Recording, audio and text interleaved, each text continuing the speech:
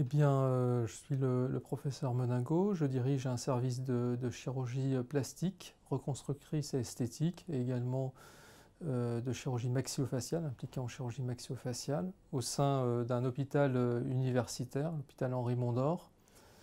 Et j'ai plusieurs rôles. Donc, tout d'abord, un rôle de soignant moi-même. J'opère tous les jours. Donc là, en l'occurrence, je viens de finir une très grosse opération de féminisation de visage. Je suis spécialisé moi-même dans tout ce qui est chirurgie maxillofaciale et plastique de la face. J'ai un rôle d'enseignant, puisque c'est un hôpital universitaire, donc nous recevons des internes. Et puis nous avons également beaucoup de diplômes dont je dois m'occuper. Et donc il y a toute une activité d'enseignement qui est très importante. Et puis un rôle de coordination de recherche.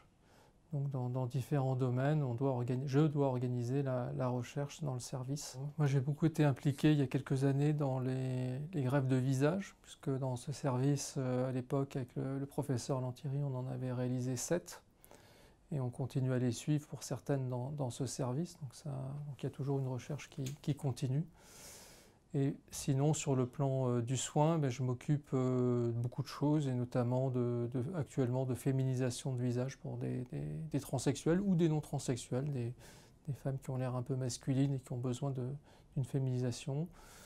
Et puis de toutes sortes de chirurgies réparatrices suite à des accidents, des traumatismes, et aussi de la chirurgie esthétique. Moi, j'ai toujours pensé que les deux allaient de pair, que si on voulait être performant en chirurgie esthétique, il fallait dominer la chirurgie réparatrice, et réciproquement. Il y a de très bonnes idées qui nous viennent de la chirurgie esthétique, voire même de la médecine esthétique, et qu'on peut appliquer à des patients qui ont besoin d'une chirurgie réparatrice suite à un accident. Donc je pense que pour progresser, il faut vraiment, c'est comme un homme qui marche, qui a besoin de 2 jambes, il faut vraiment s'exercer sur les deux. Le transhumanisme, c'est un sujet qui est très à la mode, on en parle beaucoup. C'est Laurent Alexandre, je crois, qui a dit effectivement que l'homme qui vivrait 1000 ans est déjà né. Bon, il y a aussi beaucoup de com derrière, et voilà. Mais c'est un très très vaste sujet, il y aurait beaucoup à dire. D'une part, l'homme augmenté existe déjà, c'est clair, chacun d'entre nous, avec un simple iPhone, on est capable de faire des choses incroyables qu'on n'était pas capable de faire il y a 30 ou 40 ans. On s'en souvient, les gens de ma génération s'en souviennent. Et donc ça, c'est déjà une chose. Si vivre plus vieux, il y a des moyens, il y a énormément de possibilités, mais ça intéresse peu de gens, il faut le dire. Les techniques qui permettent, quelquefois c'est des techniques toutes simples, hein, qui permettent de prolonger la vie, de jouer sur certains critères, etc. Donc elles existent, mais les médecins qui sont spécialisés en longévité, finalement, réunissent peu de patients. Après, est-ce qu'un jour ou l'autre on pourra vivre 1000 ans? Moi, je le crois.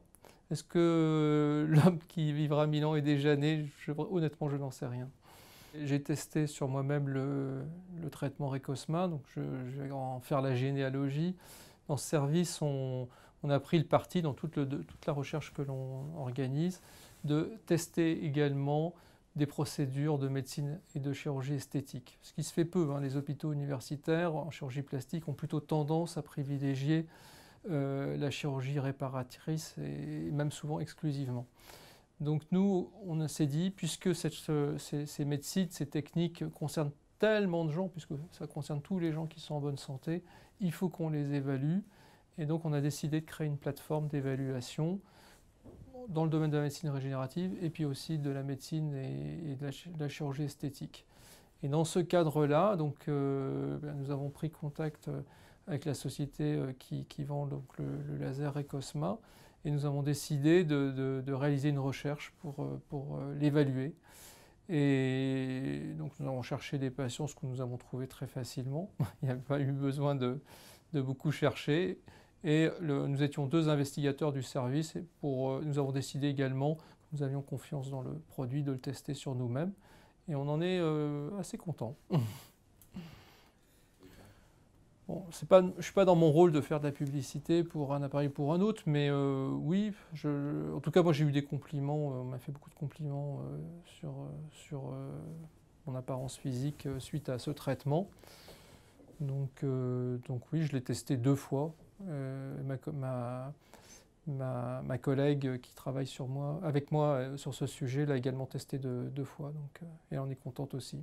Alors il y a beaucoup d'études en cours. Avec l'Imline, il y a une deuxième étude là, qui démarre sur le traitement des vergetures, qui est un problème mondial extrêmement répandu et pour lequel on propose énormément de choses mais qui ne sont pas efficaces. Donc on voudrait tester la possibilité de diminuer ces vergetures.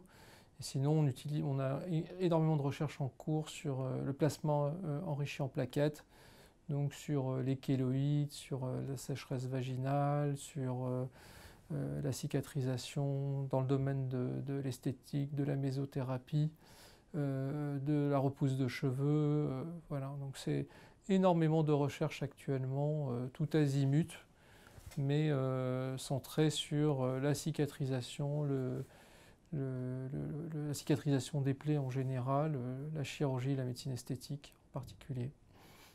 Moi, je suis très optimiste. Je pense qu'il vaut mieux être optimiste et se tromper de temps en temps que d'être pessimiste et d'avoir toujours raison.